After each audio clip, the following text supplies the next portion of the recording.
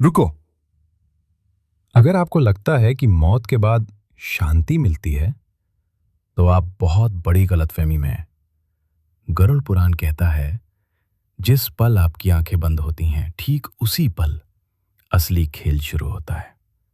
शांति नहीं, बल्कि 47 दिन का वो खौफनाक सफर, जहां पैरों के नीचे तांबा जल रहा है और सामने खून और मवाद से भरी वैतरणी नदी उबल रही है। यमराज का वो सच जिसे सुनकर मुर्दे भी कांप जाएं। क्या आप में हिम्मत है उसे सुनने की? तो हिलना मत, क्योंकि ये कुछ सेकंड आपकी रूह कपा देंगे। गरुड़ पुराण के अनुसार मृत्यु का क्षण उतना शांतिपूर्ण नहीं होता जितना फिल्मों में दिखाया जाता है। जब आखिरी वक्त आता है तो व्यक्ति की आवाज बंद हो जाती है। वो चिल्लाना चाहता है, अपने परिवार को पुकारना चाहता है, लेकिन गले से आवाज नहीं निकलती। आंखों के सामने अंधेरा छाने लगता है और तभी उसे वो दिखाई देते हैं जिन्हें देखने की हिम्मत किसी में नहीं होती। यमदूत। शास्त्र कहते हैं कि यमदूतों का स्वरूप इतना भयानक होता है कि उन्हें देखकर ही आत्मा डर के मारे शरीर छोड़ देती है। उनकी आंखें क्रोध से लाल होती हैं, जैसे जलते हुए अंगारे। उनके हाथ में पाश और दंड होता है और वे हवा की रफ्तार से आते हैं। वे आत्मा को शरीर से वैसे ही खींच निकालते हैं जैसे एक मक्खी को दूध से निकाला जाता है। उस समय जो दर्द होता है वो एक साथ 42,000 बिच्छुओं के डंक मारने के बराबर बताया गया है। सोचिए, इतना दर्द और बचाने वाला कोई नहीं। शरीर से बाहर निकलते ही आत्मा एक अंगूठे के आकार का रूप ले लेती है। वो अपने ही मरे हुए शरीर को देखती है। वो अपनी पत्नी, अपने बच्चों, अपने माता पिता को रोते हुए देखती है। वो उनसे बात करना चाहती है। वो वापस उस शरीर में घुसना चाहती है, लेकिन यमदूत उसे पाश में बांध लेते हैं। वो उसे घसीटते हुए ले जाते हैं।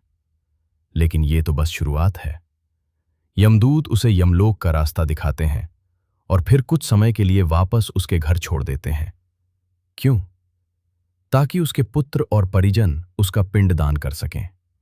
अगले 13 दिनों तक आत्मा अपने ही घर की छत पर, दरवाजों पर और अपने लोगों के आसपास भूख और प्यास से तड़पती हुई भटकती है।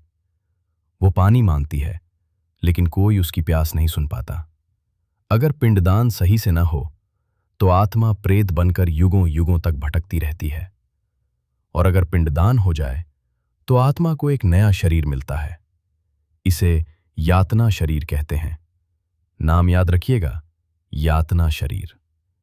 ये शरीर मांस और हड्डियों का नहीं होता।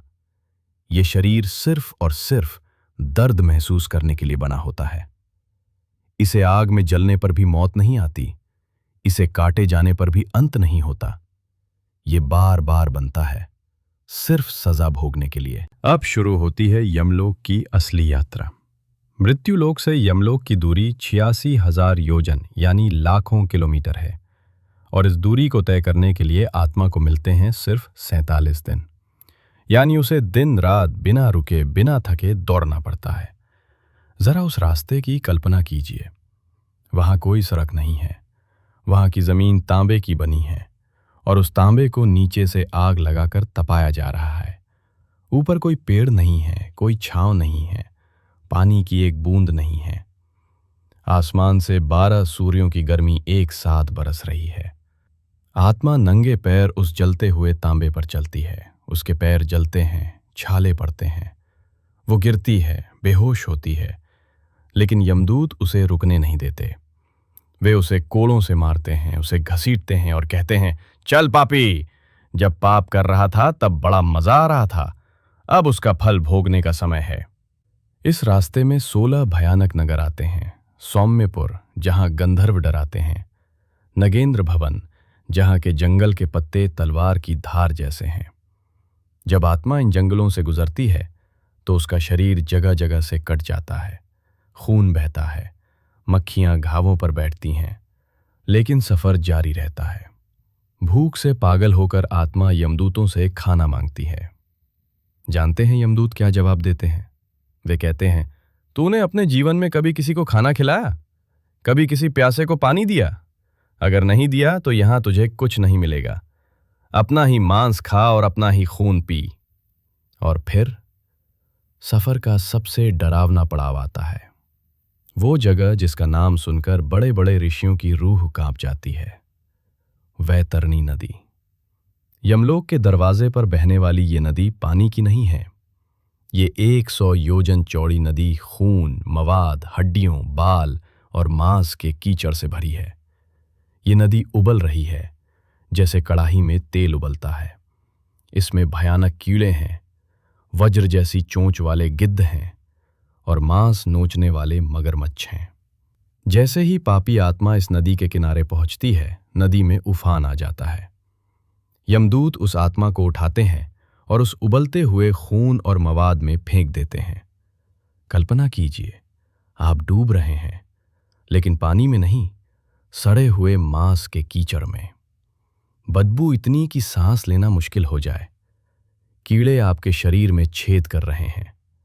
आप चिल्ला रहे हैं, हे भगवान, मुझे बचा लो। लेकिन वहां भगवान नहीं, सिर्फ आपके कर्मों का हिसाब होता है। गरुड़ पुराण साफ कहता है, जिसने जीवन में गोदान किया हो या निस्वार्थ भाव से दान किया हो, उसके लिए एक नाव आती है और उसे पार करा देती है। लेकिन जिसने सिर्फ अपने लिए जिया, जिसने दूसरों का हक मारा, उसे इस नदी में गोते लगाने ही पड़ते हैं। इस नरक जैसी नदी को पार करने के बाद आत्मा यमराज के दरबार में पहुंचती है। वहां चित्रगुप्त अपनी विशाल किताब अग्रसंधानी खोलकर बैठे हैं। उस किताब में कोई गलती नहीं होती। आपने कब झूठ बोला, कब किसी का दिल दुखाया, कब चोरी की, कब किसी को धोखा दिया, वहां हर एक सेकंड का हिसाब दर्ज है।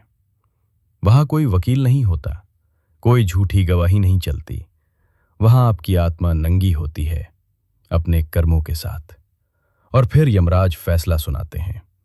पाप और पुण्य के आधार पर यह तय होता है कि आत्मा को पाताल की कौन सी परत में, किस नरक में भेजा जाएगा। क्या आप जानते हैं कि कुंभीपाक नरक क्या है? ये उन लोगों के लिए है जो निर्दोष जीवों की हत्या करके अपना पेट भरते हैं।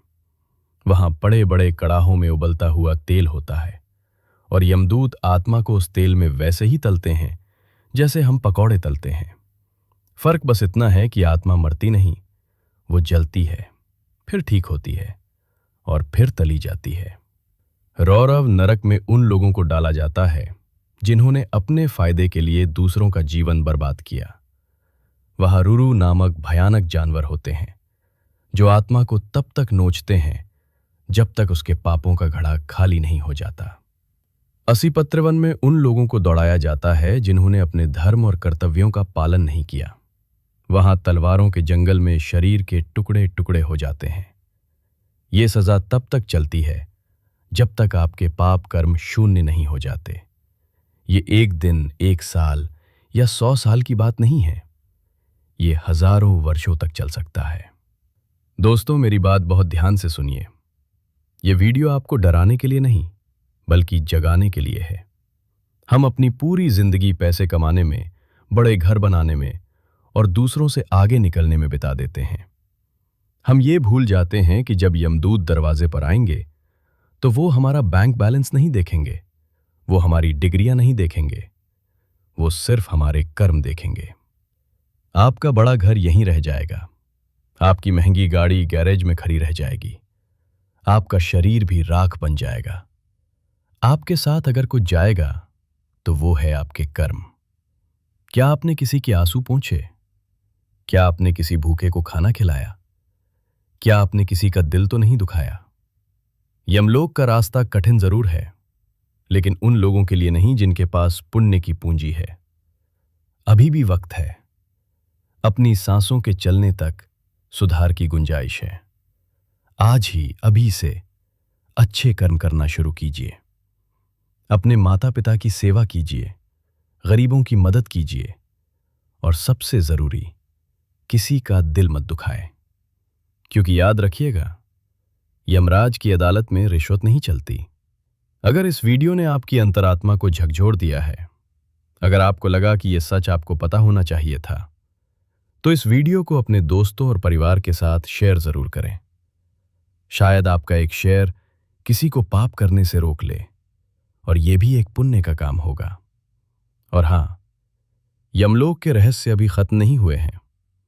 अगर आप जानना चाहते हैं कि स्वर्ग का सुख कैसा होता है और अच्छे कर्म करने वालों को वहां क्या मिलता है, तो कमेंट में पार्ट 2 जरूर लिखें। मैं आपके कमेंट का इंतजार करूंगा। जाते जाते कमेंट बॉक्स में अपने इष्ट देव का नाम या ओम नमः शिवाय लिखना ना भूलें। भगवान आपको सन्मार्ग पर ले जाएं। देखते रहिए और सचेत रहिए।